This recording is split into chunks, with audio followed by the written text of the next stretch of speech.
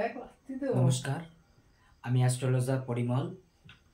আজ আপনাদের সামনে যে বিষয়ে বলবো সেটি হলো গৃহ শান্তির কিছু কথা। কে না চায় যে তার গৃহে শান্তি না থাকুক? যার কারণে আমি কিছু কথা আপনাদের লিখেছি। এটা আমার গুরুমুখী বিদ্যা, যার কারণে আমি আপনাদের কাছে বলছি। দেখুন, গীতায় একটি কথা আছে, মমিকং শরণং ব্রজ। আমরা আমাদের গৃহ শান্তির জন্য কিন্তু সেই আমাদের যে এক অধীশ্বর, আমাদের যে গোবিন্দ, ওনার চরণ ধরে কিন্তু থাকি। যার কারণে আমাদের কিন্তু শান্তির জন্য কিছু আমরা কামনা করে থাকি। কিন্তু আমি বলবো সে কথার সঙ্গে সঙ্গে আপনাদের এই সব নিয়মগুলো কিছু ফলো রাখা প্রয়োজন। যেমন হাতে থালা নিয়ে খাবার খাবেন না। আমরা হাতে থালা নিয়ে খাবার খাই অনেক সময়, এটা কিন্তু ভুল। কারণ এই খাবার খেলে কি হয়, 15 দিনের মধ্যে হয়তো আমাদের শরীর খারাপ করে যেতে পারে, শরীর খারাপ হতে পারে।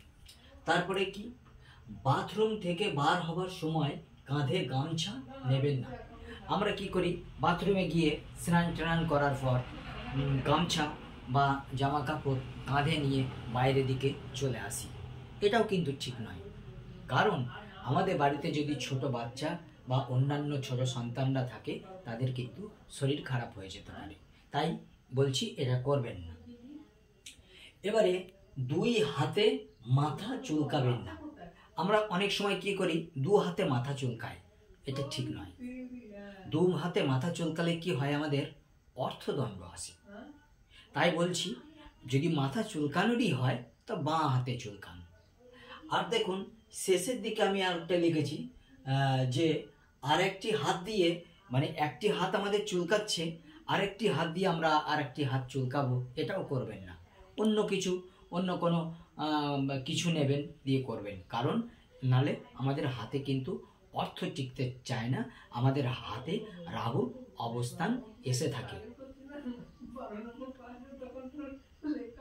বাম হাতে মাথা চুলকাবেন, বেশ। হাঁটতে হাঁটতে ব্রাশ এবং দাঁত খুঁটবেন না। হাঁটতে হাঁটতে আমরা অনেক সময় কি করি, ব্রাশ করি বা দাঁত খুঁটি, এটা করবেন না। কারণ এটা করলে কিন্তু আমাদের শত্রু বৃদ্ধি হয়। দেখুন, আমাদের রাহু এবং কেতু এরা কিন্তু শত্রু বৃদ্ধি করায়। রাহু যেমন বাইরের শত্রু বৃদ্ধি করে, আর কেতু কিন্তু গোপন শত্রু বৃদ্ধি করে। তাই এটি করবেন না। উত্তর এবং পূর্ব দিকে দাঁড়িয়ে ব্রাশ করুন। উত্তর এবং পূর্ব দিকে মুখ করে ব্রাশ করে দাঁত মেজে নিন, ধুয়ে নিন। পরিধান পোশাকে মুখ মুছবেন না।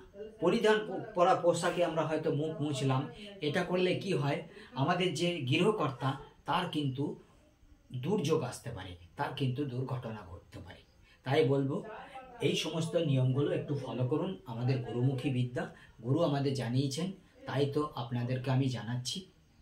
যাই হোক, এই নিয়মগুলো আপনারা মেনে চলুন। আর আমি বিশেষ কিছু বলছি না।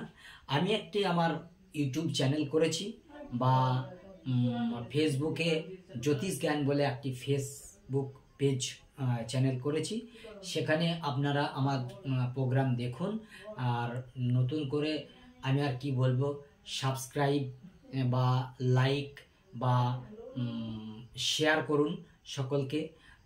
ভালো লাগলে আপনারা তো অবশ্যই কমেন্ট করে জানাবেন। যাই হোক, লাইকটা একটু বেশি করে করুন, কারণ আমি নতুন তো এই চ্যানেলে। অবশ্যই আপনারা আমাকে সাপোর্ট করুন। নমস্কার, ভালো থাকবেন, আমাকে আশীর্বাদ করবেন।